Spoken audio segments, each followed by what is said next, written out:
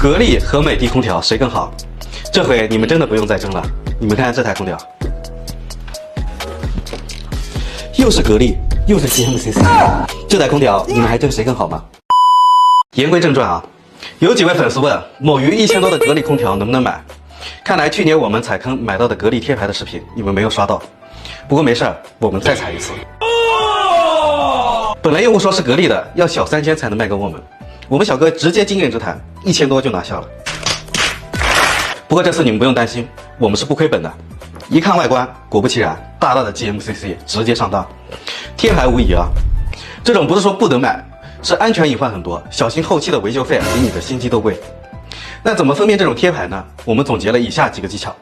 第一个就是外观，像这种 GMCC 和格力一起贴的，大哥，我是真的佩服你。还有一个就是出风口的网罩，一般网罩不同，机型的代数也不一样，运用的技术里面的配件也不一样。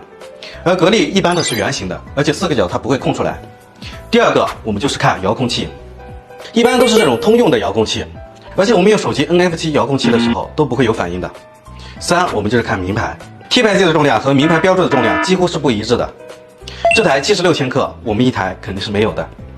4，我们看生锈程度，这台标注的是2019年生产的，你们看看这螺丝的生锈程度，格力一般不会这么夸张啊，换个品牌我信。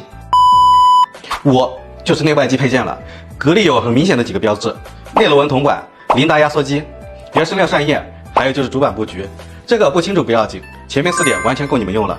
好了，看完你们知道怎么避免买到贴牌机了吗？由于临近节假日，工作繁忙，这期我们还来不及拆。如果你想知道这次又是谁这么大胆冒充格力，下周我们把它拆出来看看。